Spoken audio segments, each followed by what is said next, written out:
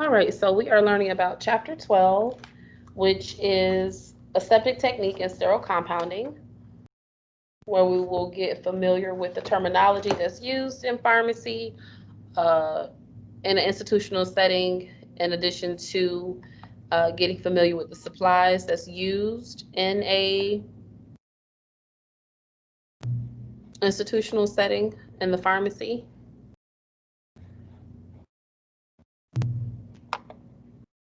All right, so with Chapter 12, the learning objectives of this chapter is you should be able to explain why certain medications must be sterile. You should be able to define common terms that's used in sterile compounding. You should be able to describe standard precautions that's necessary when preparing CSPs. It's important to understand CSP stands for Compounded Sterile Preparation. Other objectives that you will learn in this chapter is you should be able to discuss the following related to supplies and equipment that's used to prepare CSPs. You should be able to discuss the following as they relate to supplies and equipment that's used to prepare CSP, and that's to describe standard supplies and equipment, explain the anatomy of a syringe and a needle, list the sizes of syringes and needles that's used in a pharmacy setting, and you should be able to explain when and why filters are used in sterile compounding, and you should also be able to list the types of stock that's used in a clean room. You should also be able to describe various medication delivery systems, and also we'll be going over some of the supplies, and I'll be giving you an opportunity to see a visual of what that is.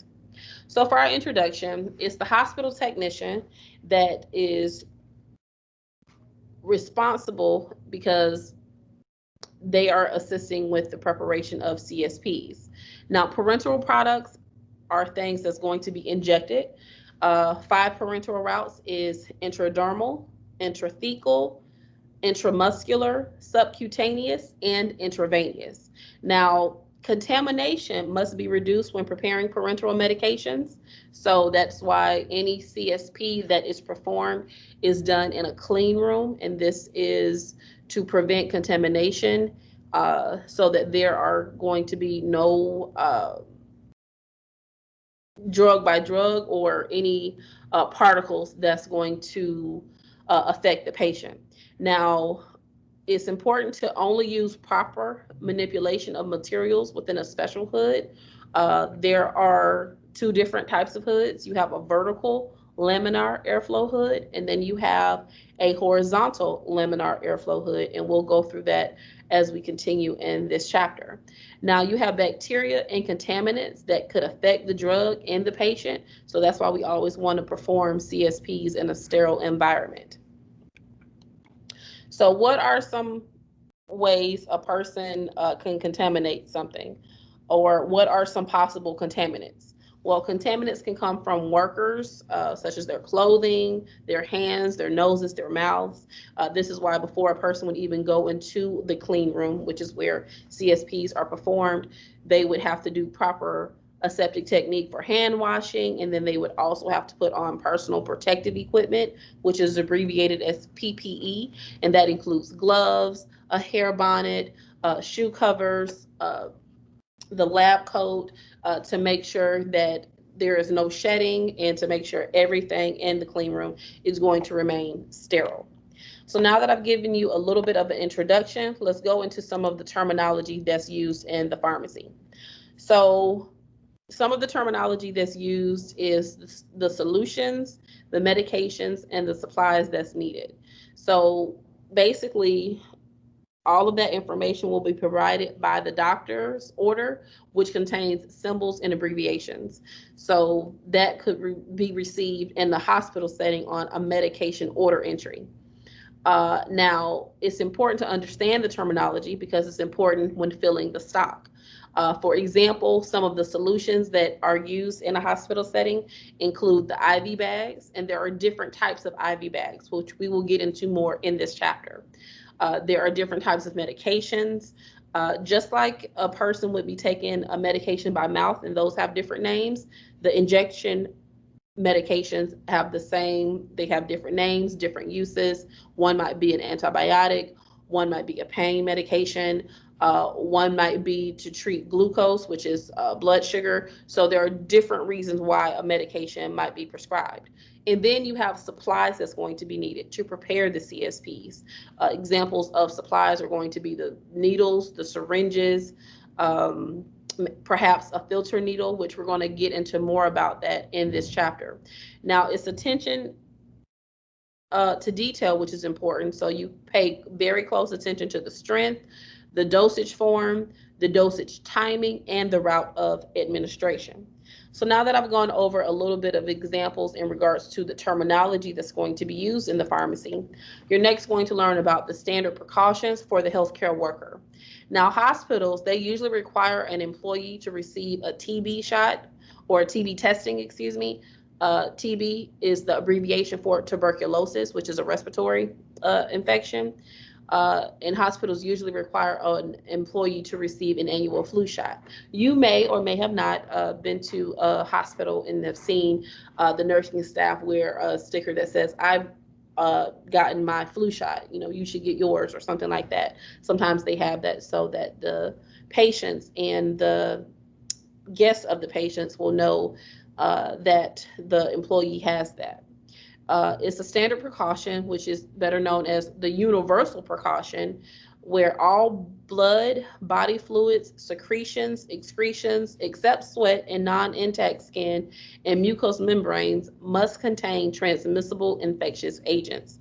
So this is why anytime someone is working in the medical field in regards to touching patients, they always use gloves, they'll always have on scrubs, and they'll always use universal precautions to make sure that none of those things transfer to the next person. So continuing learning about the standard precautions for the healthcare worker, injectable drugs and other sterile products must be made in a clean room under a laminar airflow hood. So again, two different types of laminar airflow hoods. You have the vertical, which is where air is going to blow down, and then you have a horizontal, which is where the air is going to flow across, but meaning towards you. Now, the abbreviation for a laminar airflow is LAFW, and that stands for Laminar Airflow Workbench. Now, the laminar flow hoods are recertified every 6 months, and that is done by an independent contractor. Now, there is routine cleaning of the hoods, which includes cleaning all of the surfaces and the pre-filters. And all of the inspections are to be kept on file. There is a proper way to clean a laminar airflow hood. We will be getting into the specifics of how to properly clean those and what supplies are going to be needed to clean the hood. So now that I've gone over some of the standard precautions for the healthcare worker, we're next going to talk about commonly used supplies in the IV room, IV standing for intravenous. So again, the clean room has a couple different names. It's also known as the IV room, and it can also be known as the buffer room. So the IV room has the common supplies. That's going to include the isopropyl alcohol, which is 70%. It's important to know isopropyl alcohol has an abbreviation, and that abbreviation is IPA. So sometimes when you work in the hospital setting, and someone might say, hey, hand me the IPA, that's what they're referring to, the isopropyl alcohol. And commonly we use the 70%. Also in the IV room, you're going to have some alcohol pads. I believe I have an example. I'll continue through the lecture, but I'll show you some examples of some of the supplies. You have alcohol pads, you'll have an ampule breaker, and this is the proper way to break an ampule. The ampules in the hospital setting come in a glass bottle, and this has medication in it, and the person would use a needle and syringe to withdraw the fluid from the ampule, and I'll show you an example of what that looks like. Continuing with the supplies, you have filter needles, filter straws, filters, and then you have a male and a female adapter. Now, the reason why a filter needle would be used is to withdraw the solution from the ampule, and it's going to filter out the glass so that no glass gets into the syringe. As we continue to learn more about other supplies that's in the IV room. You'll learn more that other supplies include the syringe needles, the syringe caps, and the syringes. There's also transfer needles, tubing for the pumps, and you also have tubing transfer sets, mini spike, and then forceps. So all of this may seem foreign, but I'm going to give you some examples of what all of this information looks like as we continue throughout chapter 12. So now that I've gone over some of the common supplies, let's next learn more in depth about syringes.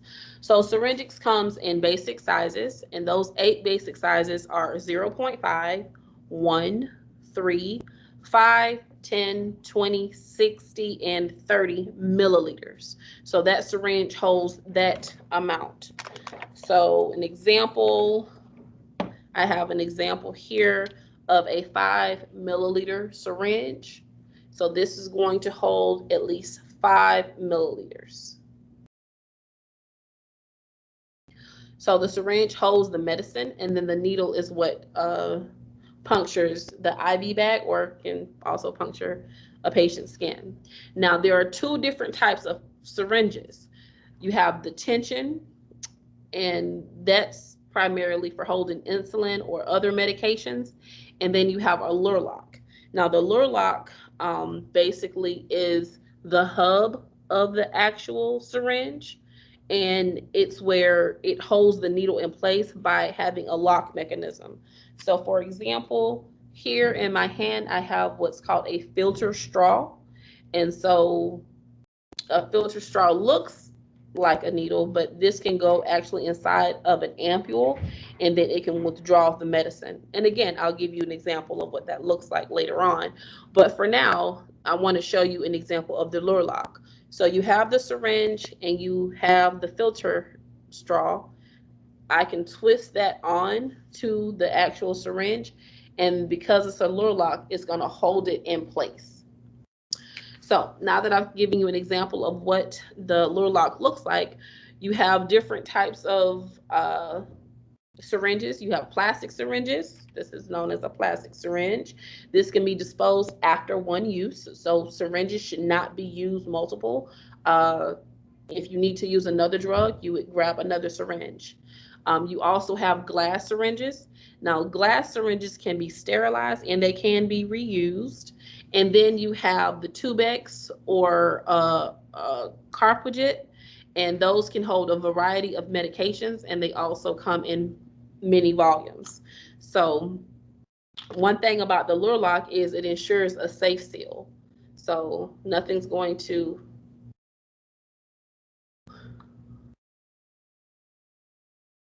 seep through because it's secured. So now that I've gone over some basics of the syringes, next I'm going to talk to you about the needles. So with needles, those come in aluminum, or it can come in stainless steel, and those are available in different gauges and also sizes. Now, it's important to know the difference between the gauge and the length. The length is how long the actual needle is, and the gauge represents the size of diameter. For example, if you had a straw has a certain amount of liquid that it holds. Looking at a needle, and I'm trying to see if I have an example in front of me. I don't, but I'll use my filter straw for an example. Looking at the actual inside of the filter straw, the needle gauge, the lower the number is, for example, something that's an 18 gauge, the diameter of the actual needle is going to be larger. So the lower the number, the larger the gauge. However, the higher the number, for example, a 31 gauge needle is going to be very small. So the higher the number, the smaller the gauge. So there are different sizes. So a person, for example, who might have to inject themselves with insulin each day, it's going to be easier for them to use a higher size gauge, which was like a 31 gauge, because it's not going to be as thick. Just giving that as an example. Now, most needles are used by the nurses to administer injections, and the needles are also used to draw solutions into a syringe. So needles in the pharmacy are used to draw the solutions into the syringe, not to administer. So as pharmacy technicians, we do not administer drugs to patients. We prepare the medications for the patients for either the nursing to administer the drug, or if the patient is going to administer their drug to themselves, such as insulin. So continuing to learn about needles, there is a rule in sizing, as I mentioned in the previous slide. So the gauge number of a needle is inversely proportional to the needle's bore size. And so as the bore size increases, the gauge decreases. So the gauge 31 is going to decrease the size of the needle. So a 25 gauge needle has a smaller opening than a 19 gauge. So the most common sizes for needles in an institutional setting is 19, 18, and 16. Those are the gauges. Now the length of the needle will be determined by the type of the injection. For example, an intramuscular needle needs to be able to go into the muscle, so that size needle might be longer. Continuing to learn about needles, you'll know that the length can be anywhere between 1 to 1.5 inches. Now, the coring increases as the bore size increases. Coring is where a piece of the rubber, give an example, when a person injects medicine from using a needle, even though this is a syringe with a filter straw on it, but pretending it's a needle, when there's a needle that's puncturing into the actual plastic, coring is where some of the rubber from the actual medication vial goes into the bottle, and you don't want that, because that's going to be very bad. Because what happens if that particular plastic from the vial goes up into the syringe? That's going to be terrible, especially if that goes inside a patient. But coring increases as the bore size increases. So it's important to, when using a needle, there is a way that a needle looks, and you want to use what's called the bevel. The bevel up is best because it's going to avoid coring. I'm going to have a separate video where I will show you the proper handling of a needle and a syringe. But in this case, I just want to share with you the knowledge in regards to sterile compounding. So the filter needle is used if coring occurs. And the reason why a filter needle is used is because the filter is going to filter out any type of plastic or any type of particles. Now, no part of the needle below the hub should be touched when preparing medications. This is considered the critical area. So when it says no part of the needle below the hub, that means this part right here, you should not touch, because that is a critical area. You also should not touch the needle, because that's the critical part. And I'll again show you more about that in another lecture, but just giving you the information about it as we continue. So now that we've learned about the needles, we're next going to learn about the filters. Now, the smallest filter, need to know, is 0.22 microns, and this removes any unwanted particles that's larger than 0.22 from the solution. A filter straw, as I've shown here, a filter straw is a straw-like needle that's used to remove any fine particles of glass from an ampule. Now, there are some medications that cannot ever be filtered, but for the medications that can be, you have filter needles, and then you also have filter straws. So again, the filters are to remove any unwanted particles that's larger than 0.22 microns, because the smallest filter is 0.22 microns. So now that we've learned about filters, we're next going to learn about the stock levels. So the stock levels in an institutional setting has requirements based on the pharmacy's needs. So for the IV room, those stock levels must be kept at a minimum level at all times. So we will be going over an example of what filling a stock level is today. Now, it's the IV technician that stocks the IV room before and after each shift. So if needles were used, if gloves were used, if syringes were used, whatever was used, all of that, all of those supplies has to be restocked before and after that person's shift. That way, when the next person comes in, they're coming into a ready-made room.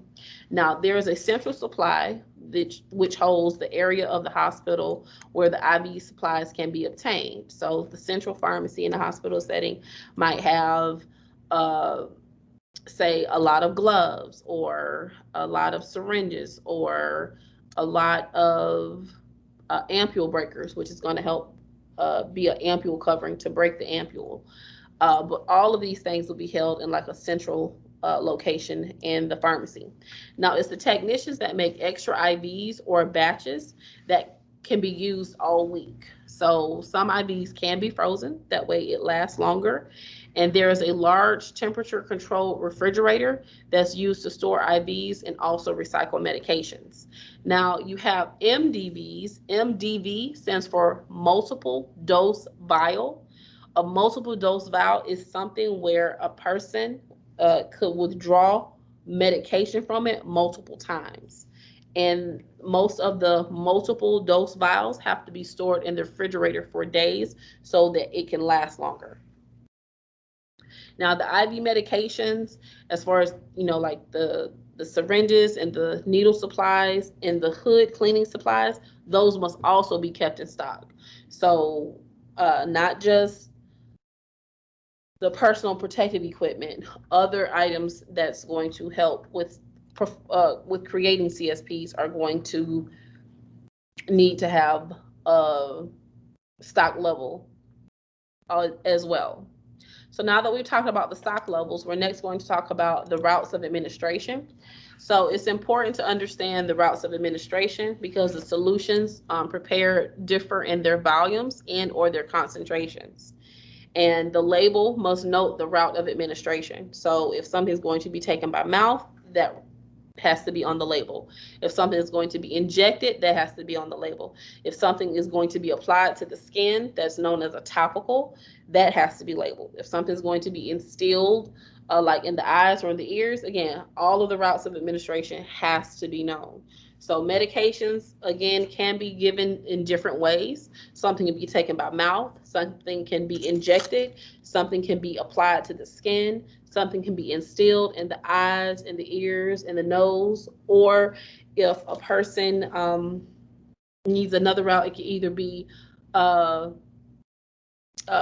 something could be taken vaginally or something can be taken rectally. So those are the common routes of administration.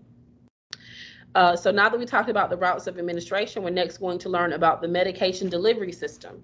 And so there are many types that's used to dispense medications, and these are stable and easy to use. So with the medication, for example, if something has to be reconstituted, it must be used within a certain time or it expires and the money is lost from it. So that's why if there is a powdered medication and it has to be activated by adding liquid, 9 times out of 10, that medicine has to be used as soon as possible so that it does not lose what's called its shelf life.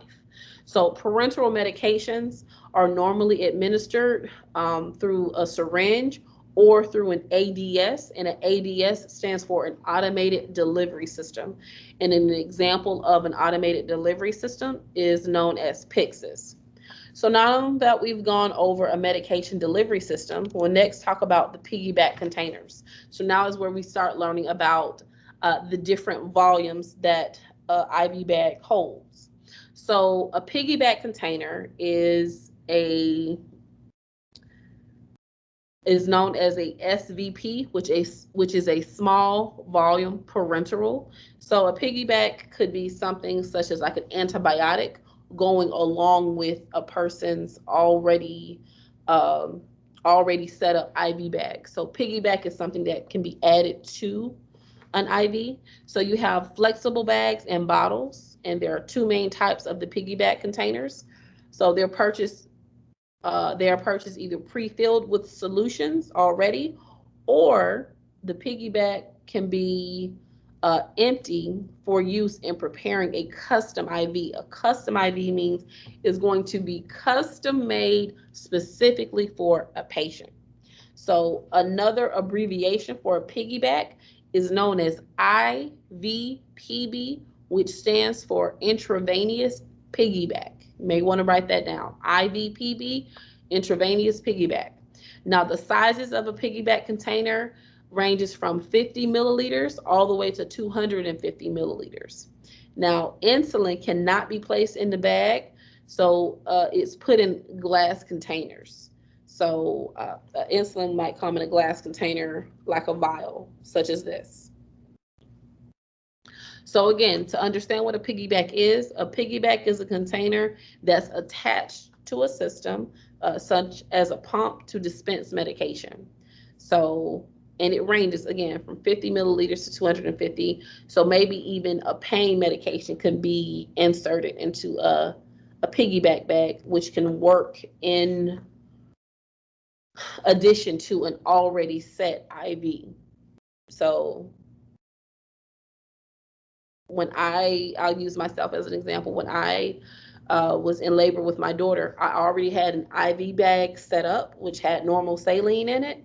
And then when I got my epidural, and that came available as a piggyback, because I think it had, I want to say maybe 100 milliliters in the bag. And that was flowing through to me as well as my already set up IV. So just kind of giving an example of that. So continuing to learn about piggyback containers, they have specialized containers. They have large and small volume drips. They have butyrol systems. The piggyback containers can have continuous analgesic delivery system. Analgesic is for pain. That's a medical term for pain. And then it also has a patient-controlled analgesia syringe system. This is where, like for me in my case, it was set up on a timer for me to get my, as I got the epidural, if I was in more pain, it was set up on a timer and I had to push a button and then it could release more of the medicine to me. I'm giving the information to you from a patient side, but so you can also get the visual of it. And then you also have a patient-controlled analgesia cassette system. So pumps are used to maintain a certain rate of infusion and can be ambulatory or it can be fixed. So in my case, mine was fixed. I was only going to be able to get a certain amount, and they already had that timed. And I don't know if you've ever been in the hospital or seen the machine that they can put it like in a compartment that has a lock on it, and then you can just kind of see the tubing to the medicine. So just kind of trying to go visual with it, but give you an example as well. So now that we've talked about the piggyback containers, we're next going to learn about small and large volume small and large volume drips. So the large volume, they have a ViaFlex bag in 4 sizes. You have a 500 milliliter. We're talking about IV bags, also known as volume drips. These can also be called LVPs, a large volume parenteral. That's what it stands for. So you have 500 milliliters, you have a 1 liter bag, a 2 liter bag, and a 3 liter bag. It's important to know for each liter, there are 1,000 milliliters. So a 2 liter bag would have 2,000 milliliters, and a 3 liter bag would have 3,000 milliliters. Now, LVP, large volume parenteral, which is what it stands for, those deliver a variety of fluids, which includes parenteral nutrition, because they even have nutrients that can be given through an IV bag. Now, the parenteral nutrition has a combination of essential nutrients that's administered over several hours. Now, there are some IV bags that are mixed in large bags, and those can be given as several hours as continuous. So now that I've gone over the large and the small volume drips.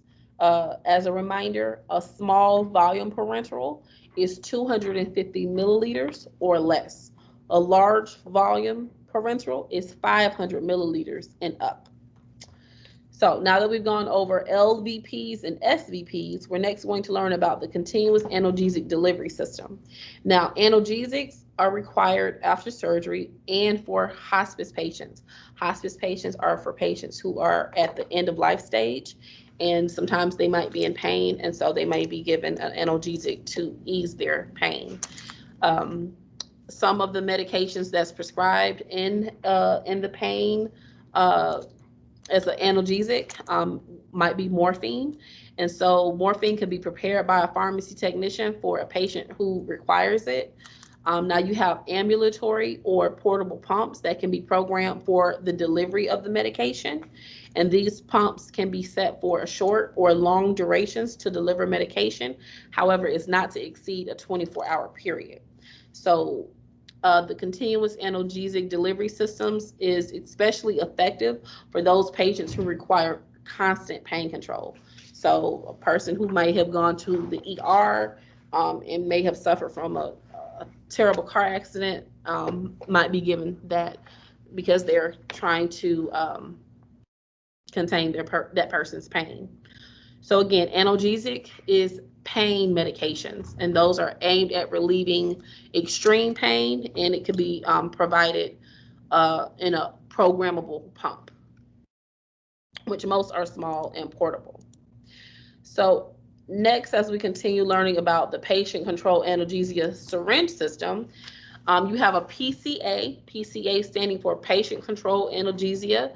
This is a device that's used to administer controlled substances. It's important to know the abbreviation for controlled substances is SC. These are regulated by a computerized device that might automatically dispense the medication. And an example of that would be a bolus. And a bolus presents an amount of drug that's administered to the patient when the pain intensifies. And this helps by preventing the patient from overdosing. Now, the bolus is used in many hospitals, and there are cassettes that a person could wear where it's small enough for the patient to be mobile in. So now that we've learned about the syringe system, we'll next learn about the analgesic cassette system. So the PCA, patient control analgesia, the cassette system can be used at home, and these pumps are preset for dosing administration. And then there's it's important that the priming is done to the line, and that's basically like the tubing to it is required after the cassette is filled. So there are special plastic containers that's used as bags when preparing the medication for pumps, and you can refer to figure 12.8 in your Kindle, in your pharmacy technician principles and practice book on your Kindle. So now that we've learned about the different supplies and the patient-controlled analgesia systems, we're next going to learn about the different types of hood types, which I talked about before, which is vertical and horizontal. We're next also going to learn about the proper garbing, which is using PPE, personal protective equipment, and then we're going to learn about the cleaning supplies. So as we continue to complete chapter 12, you'll learn how to also demonstrate the steps in drawing up a medication from an ampule to a vial, and then also the proper information in regards to the guidelines from USP 797, which sets the guidelines for sterile compounding. So as we continue in this chapter, some of the history of the USP 797 is it was a dramatic increase in the non-nosocomial infection that led to guidelines for parenteral medications. So there are some other organizations that were established that established standards for pharmacists and technicians and parenteral preparations. And those standards and guidelines were not really enforced in the 1990s. So in 2004, the USP 797 standards were enforceable. And then in 2008, there was a USP guideline that was updated. So there are certain organizations that assist with the guidelines, and those organizations include ASHP, which stands for American Society of Health System Pharmacists. You have the NABP, which is the National Association of the Boards of Pharmacy, and then of course you have the USP, which is the United States Pharmacopoeia.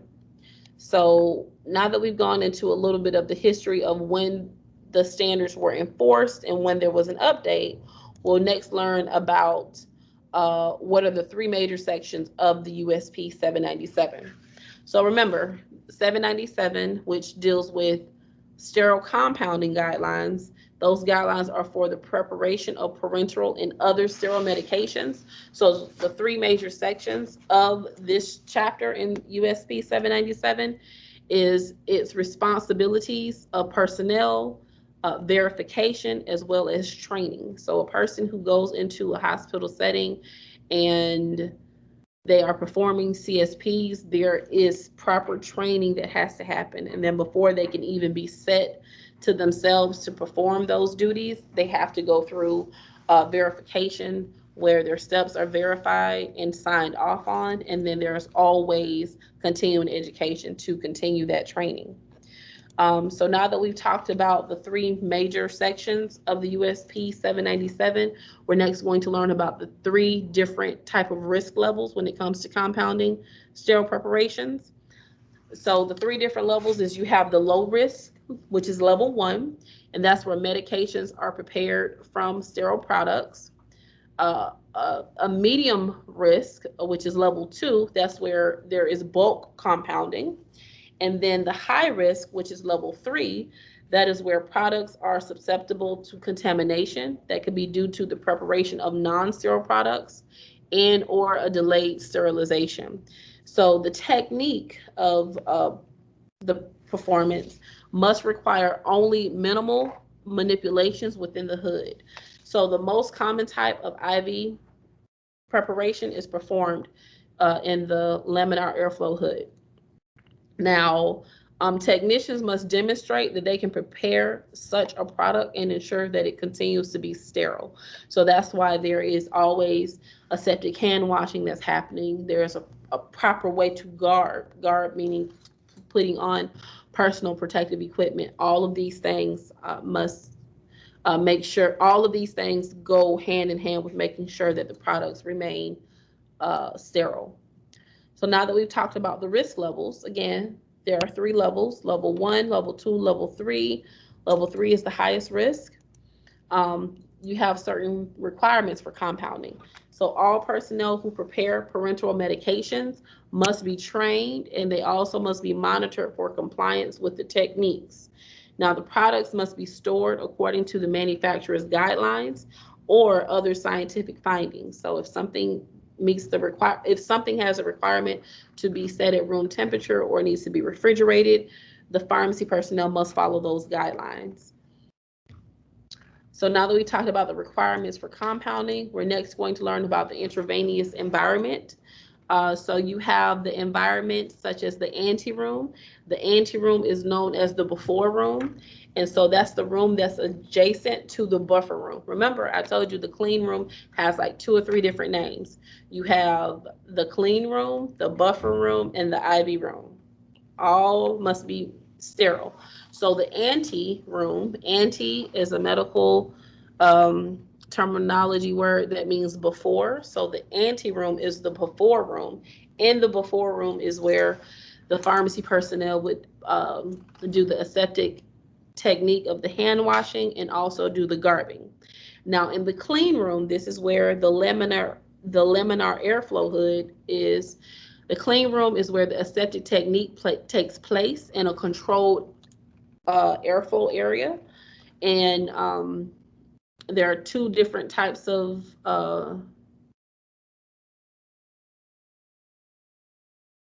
There are two different types of equipment where sterile compounding could take place. That's in the laminar airflow hood, which has vertical or horizontal. And then you have what's called a BSC, which stands for a biological safety cabinet. So two different types.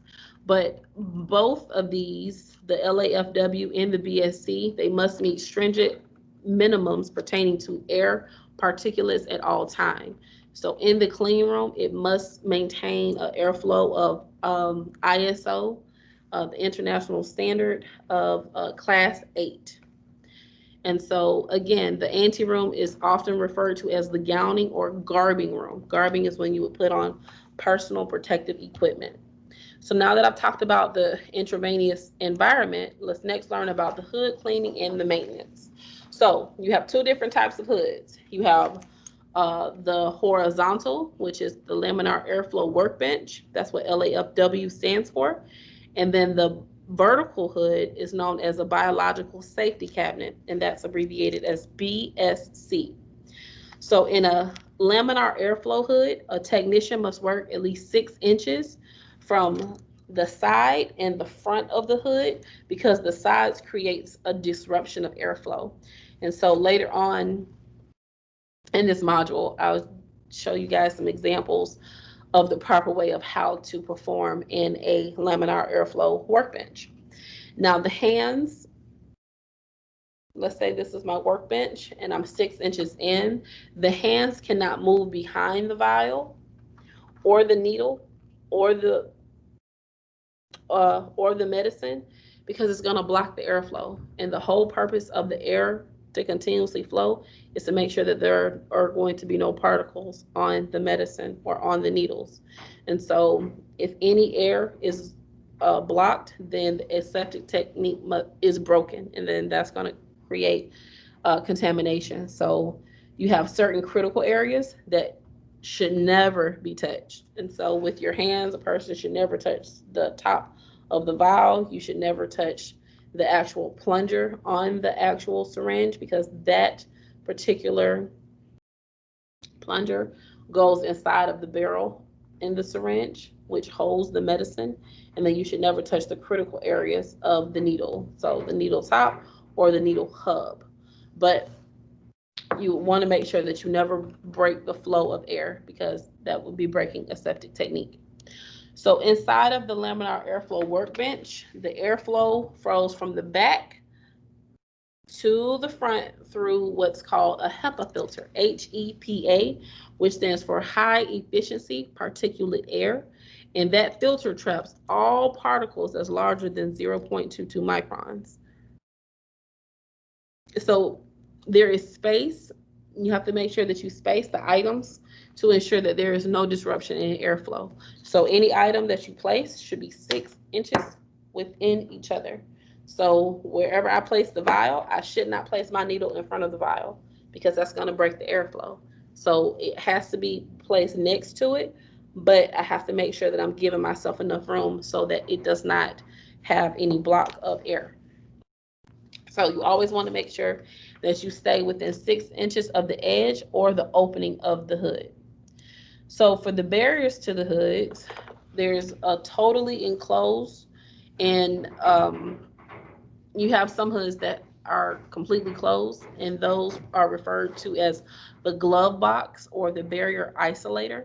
And that's where the actual hood is closed, and you could put your hands in gloves, and then you can start performing the sterile compounding. And the reason why that particular hood might be used is because it can reduce the risk of contamination by using the HEPA filter, as well as an additional airflow system. So we've talked a little bit about the hoods. Now you're going to learn about the hood cleaning and preparation. So to properly clean the hood, you would use the proper cleaning and solvent methods. And you would always clean the hood before compounding. So with the horizontal laminar airflow hood, you would clean all the inner surfaces with a lint-free wipe. And then you would always inspect the surface for any crystallized solutions. And then you would always want to make sure that you disinfect all surfaces of the hood and workflow area.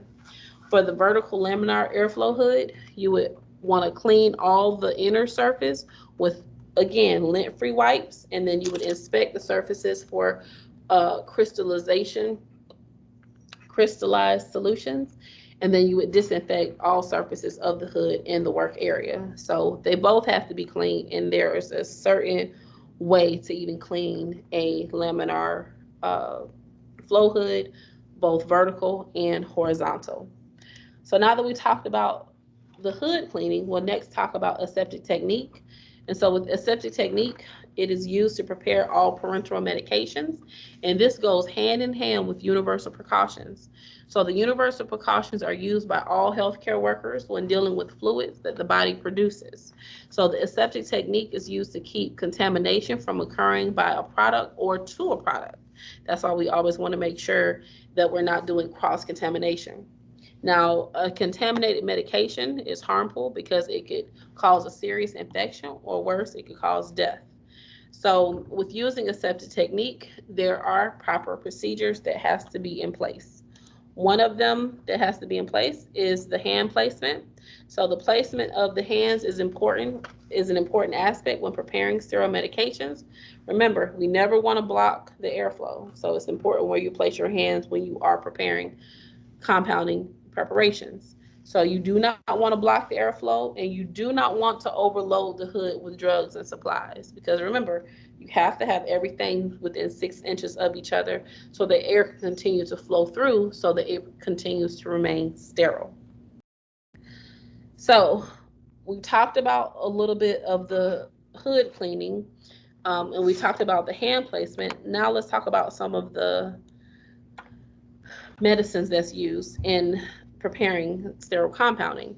So the use of ampules to prepare medications, you have different types of medications. It could be an IV push, or something that's going to be prepared intramuscularly. And these are prepared by the nurse at the nursing station, or perhaps at the patient's bedside. Now, the pharmacies can prepare some of the IV push and intramuscular medications, and the agents places these items in a syringe, and it's always sealed with a syringe cap. That way, that particular top of the needle, or should I say top of the syringe, is not touched, because that's a critical site. So there are 7 procedures to follow when preparing syringes from ampules, and there are some other injectables that are pre-made from manufacturers, which include Tubex ampules. And remember, the ampule can come as a glass, and there's a certain way how that would be broken, and then they would use the syringe and the needle to withdraw fluid from there. And I'll be showing you how to do that in one of my lectures. So you always want to remember, when you are preparing medicine from an ampule, you'll want to remember to use a filter needle when transferring the drug from the ampule, because the small pieces may break off and it could fall into the solution. And that filter needle is going to help block anything that's larger than 0.22 microns. So now that I've talked about the ampules, we'll next talk about the vials. So this is an example of a vial. So you have different types of vials. You have the single dose, which is for immediate use. And then you have a multi-dose vial, MDV, which is used more than once. Now with the multi-dose vials, those have preservatives, because oftentimes a person can continue to take the needle and then continue to withdraw medicine from it. With a single dose, those are usually for immediate and one-time use only. Now you have different types of systems, such as the Advantage system. Those are placed on a small piggyback bag via an adapter.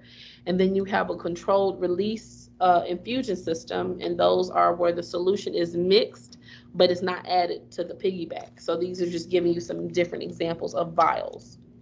So when withdrawing the medication from a vial, there are certain procedures. I'm going to show you a video in another lecture of how this would be done. But the first thing that would be done is a person would take an alcohol swab, and then they would swipe the top of the vial I'm using this as an alcohol swab example. So they would open their alcohol swab and they would swipe the top of the vial and the ports of the IV bag. So on the IV bag, let me see if I have one example in front. I do not have an IV bag in front of me, but I will show you in another lecture. They would swipe the port of the IV bag, and you want to make sure that you don't move in circular motion, because that's going to, it could create particles. So you just swipe from the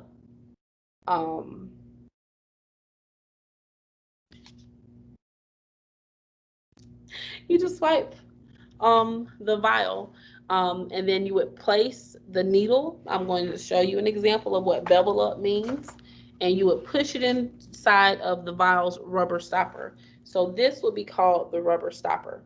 And so even though this is a filter straw, you would actually insert that into the rubber stopper. There's usually like a circle, think of it like as a target, where you would actually want to put your needle inside of the vial.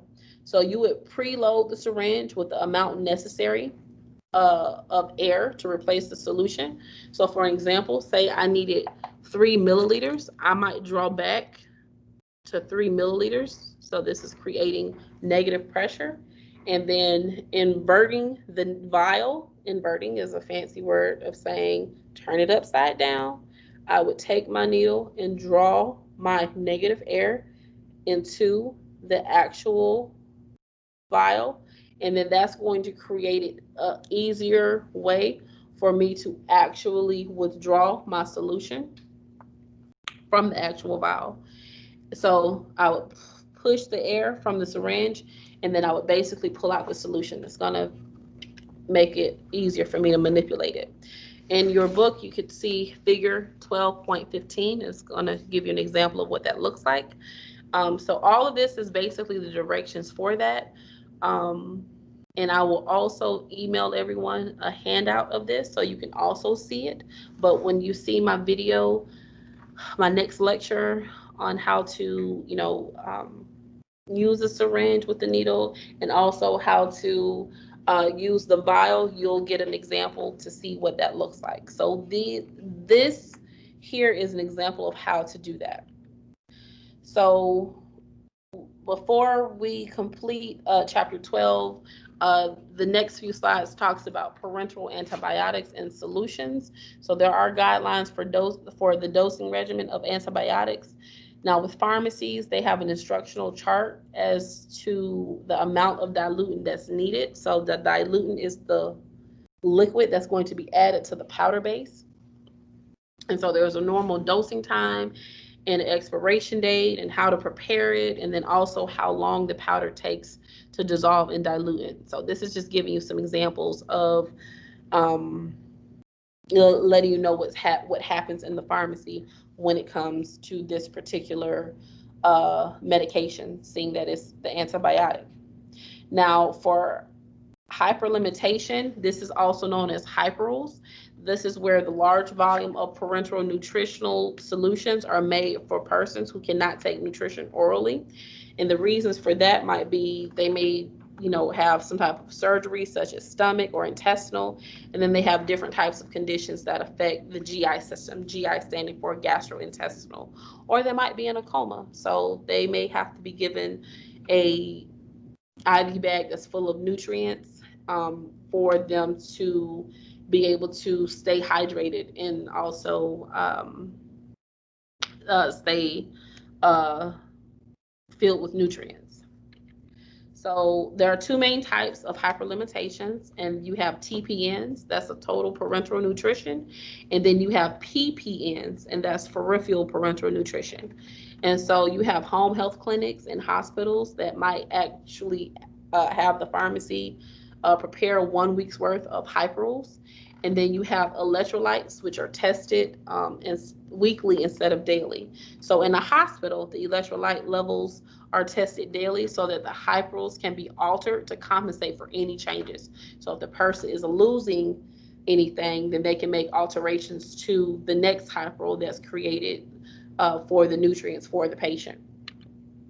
So continuing talking about hyperlimitations, you have different types of protocols for the preparation. So for a large volume that comes pre-mixed, you have electrolytes and some other medications. So for a TPN that might have 50% dextrose. Dextrose means sugar. So a TPN might include 50% dextrose, 10% amino acids, and then 20% fat. And then you have the PPNs, which might have 25% dextrose, 10% amino acids, and 10% fat.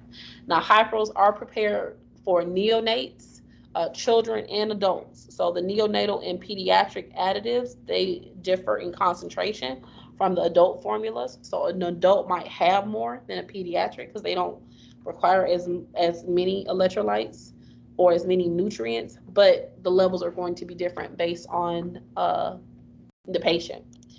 Lastly, with hyperlimitations, the TPNs, they are given intravenous via a subclavian vein or the superior vena cava, and that has a high concentration of nutrients, whereas the PPNs are given via the large peripheral vein, and these come in a volume typically 2 liters or 3 liters.